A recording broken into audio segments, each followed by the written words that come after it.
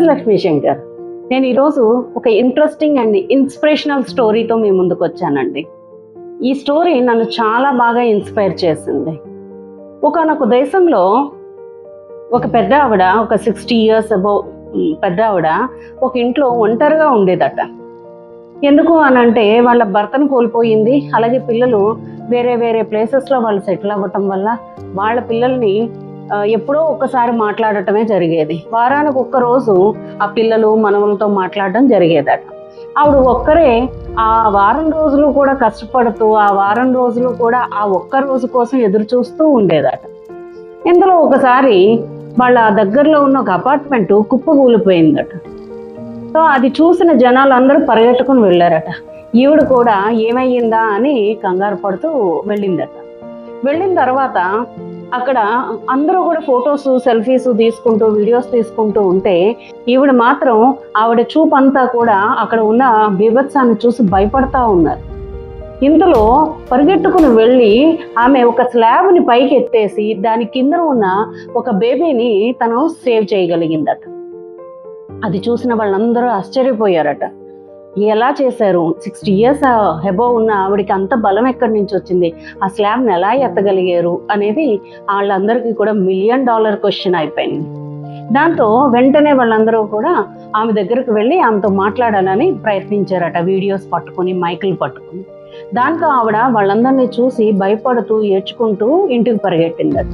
అందరూ కూడా వెళ్ళారట. ఆమె వెనకే వెళ్ళి మాట్లాడాలని ప్రయత్నిస్తే ఆమె తలుపు వేసేసుకుని, నేను ఎవరితో మాట్లాడను, నాకొద్దు, నేను ఎవరితోటి మాట్లాడటానికి ఇంట్రెస్ట్ లేదు అని చెప్పి ఏడ్చుకుంటా ఉందట. అందరూ తన పని వాళ్ళు చేసుకుంటూ ఉన్నారు. ఇంతలో ఒక జర్నలిస్ట్కి మాత్రం చాలా ఇంట్రెస్టింగ్గా అనిపించిందట. ఎందుకు ఆవిడ ఏడ్చిందో తెలుసుకోవాలి అని అనిపించిందట. దానితో ఆయన ఒక 2-3 రోజుల తర్వాత ఆ ఇంటి నెంబర్ని కనుక్కొని, సో ఇంటికి ఫోన్ చేసి, అమ్మా నేను ఒకే ఒక ప్రశ్న అడుగుతాను మిమ్మల్ని, ఆ ఒక్కటే చెప్పండి అని అన్నారట. అప్పుడు ఏంటి, మీకు ఏం కావాలి అని అడిగితే, అలా పలానా రోజు నేను మీ దగ్గరకు వచ్చాను, మీరు ఆ రోజు ఎందుకు ఏడ్చారో నాకు అర్థం కాలేదు, సో నాకు అది తెలుసుకోవాలని ఉంది అని అన్నారట. అనగానే సరే అయితే ఒక్కసారి ఇంటికి రండి మాట్లాడదాం అని చెప్పి, ఇంటర్వ్యూలా కాకుండా జస్ట్ ఒక జనరల్ టాక్గా మాట్లాడదాం అని చెప్పి ఇన్వైట్ చేశారట. ఆయన వెళ్ళారట. వెళ్ళిన తర్వాత అడిగారట, అమ్మ మీరు ఎందుకు ఇలా పరిగెట్టుకుని ఏడవడానికి రీజన్ ఏంటి, ఎందుకు ఏడ్చారు అని.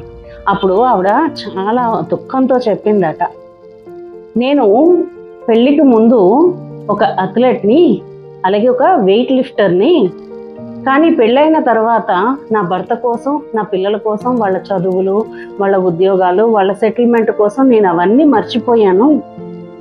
అవన్నీ మర్చిపోయి నా లైఫ్ని నేను వారంలో ఒక్క రోజు కోసం ఎదురు చూసే పరిస్థితిలో ఉన్నాను.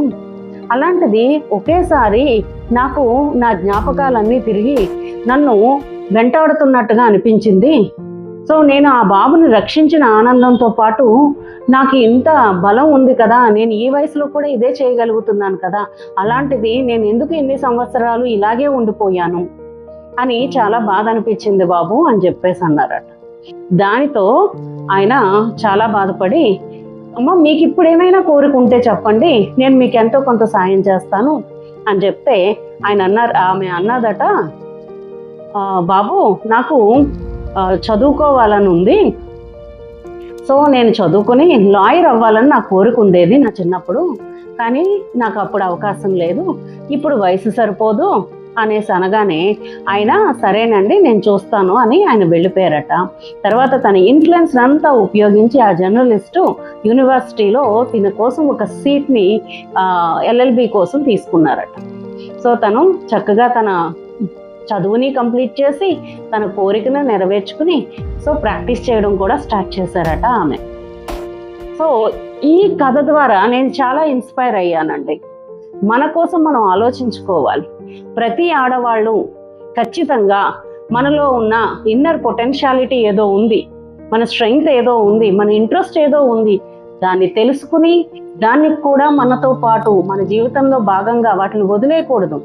వాటితో పాటు మన పిల్లల పెంపకంతో పాటు మన బాధ్యతలతో పాటు వాటిని కూడా మనం ఎన్రిచ్ చేసుకుంటూ, మనం నర్చరింగ్ చేసుకుంటూనే మనం ముందుకు వెళ్తూ ఉండాలి. ఏదో ఒక రోజు మనకు అది హ్యాపీనెస్ ఇస్తుంది. మనం ఒంటరి అనే ఫీలింగ్ నుంచి బయటకు పోగలుగుతాము. మనం కూడా ఏదో ఒక సంతోషకరమైన జీవితాన్ని, తృప్తిగా జీవితాన్ని ముగించగలుగుతాము.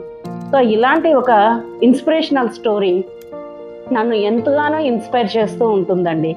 మరి మీకు ఎలా అనిపించిందో జస్ట్ మీ కామెంట్ రూపంలో మన యూట్యూబ్ ఛానల్లో తెలియజేయాలని కోరుకుంటున్నాను. మరిన్ని ఇలాంటి కథలు కావాలి అని అంటే గనక మీ సపోర్ట్ ఎప్పుడు నాతో ఉండాలి అని మనస్ఫూర్తిగా కోరుకుంటున్నాను.